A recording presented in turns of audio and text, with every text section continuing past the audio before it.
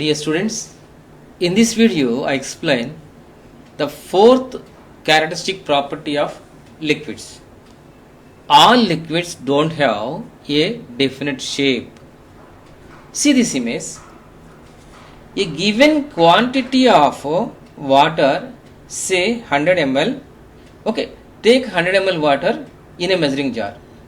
The given quantity of water, say 100 ml, can be poured completely into different shaped containers. The first time I pour this 100 ml water completely into the glass. So this water is taking the shape of glass.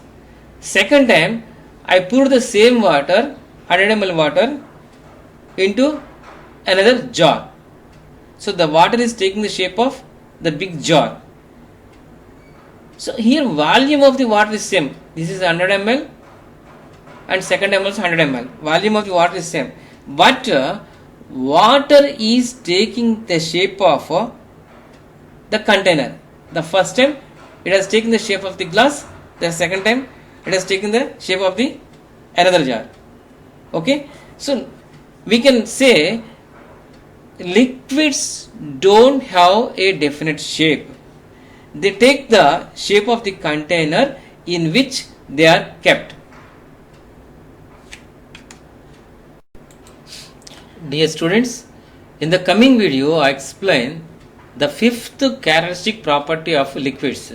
Liquids can be compressed to a small extent using this example. And for all the videos, please click the playlist link which is given in the description part of this video.